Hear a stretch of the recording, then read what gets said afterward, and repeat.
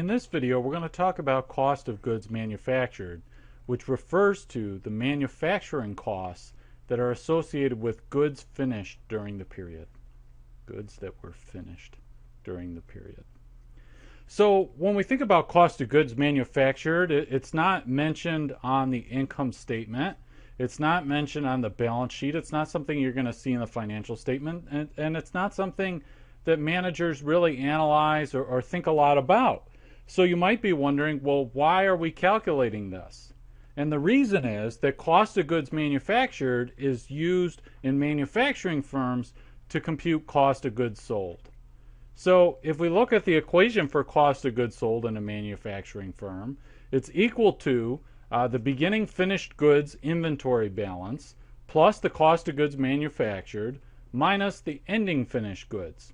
So if we think about the goods that the firm starts with, so let's say the finished goods are here. These are the finished goods. And then the cost of goods manufactured during the period are like, let's just say they're like added to this pile, right? And then we have the ending finished goods. So we've added these things here, but now we say, okay, let's take the ending finished goods and let's subtract that out. So let's say the ending finished goods is this section right here. So the remaining section, that's our cost of goods sold for the period, right?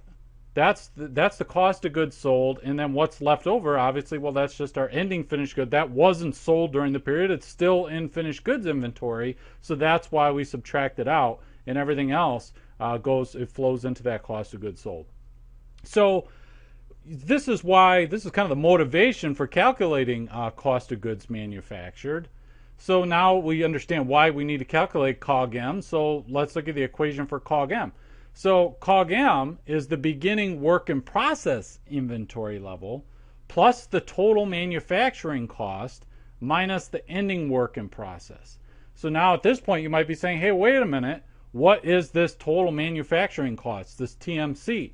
And so before we can calculate COGM, we first have to calculate TMC. So now let's again look at another equation where we have total manufacturing cost is equal to raw materials used plus direct labor plus manufacturing overhead. Now bear in mind, this is raw materials used, not raw materials purchased. So we can't just say, okay, well, let's look at how much we spent on raw materials this period. We have to go back another step and say, how do we calculate the raw materials used during the period? Well, we calculate raw materials used by saying, well, what was our beginning balance? How much did we purchase? How much did we add to our beginning balance? And then what's left over at the end? That's how we calculate raw materials used. So if at this point you're saying this is getting really complicated, don't worry, because accountants have come up with a more convenient way to figure out cost of goods manufactured, in which we go through all these equations kind of systematically to end up with a bottom line of cost of goods manufactured. And so accountants call this and refer to it as the schedule of cost of goods manufactured. And this is what we're going to use to walk our way down to COGM. So we start with, we need to figure out raw materials used. But to figure out raw materials used, we have to do this little equation here. So we've kind of got to conveniently start, well, okay, well, let's just look at the direct materials and the balance and what's going on there. So we see that our beginning raw materials, we have 100. Let's say, I'm just throwing out numbers, and let's say the purchases of raw materials during the period were $30. And then let's say the ending balance of raw materials, we do a count at the end of the year, and we say, oh, we've got $10 left.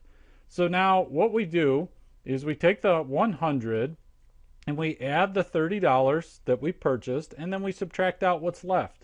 And what does that give us? That gives us 120. So we'll say that the raw materials used during the period, that's $120 of raw materials used. Now we need to know direct labor. And so direct labor, let's say the direct labor is $75. So just put that here. And then manufacturing overhead, it comes out to, let's say, $150.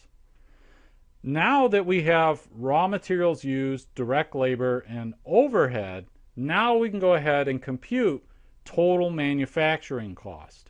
So how do we compute that? Well, we just total these three amounts. So these three amounts, let's add them together, and then we'll just put them over here.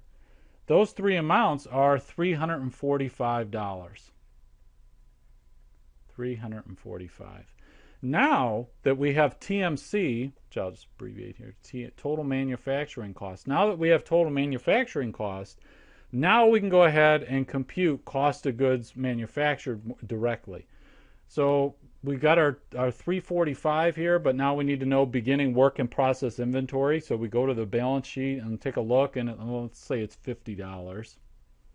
And then let's say our ending work in process inventory is $65.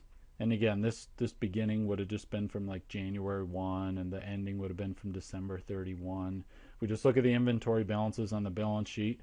So we're going to add the 50. We add what we started with, and we subtract what's left. And that's going to give us a cost of goods manufactured. So we take the 345 plus the 50 minus the 65, and that's going to give us a cost of goods manufactured of $330.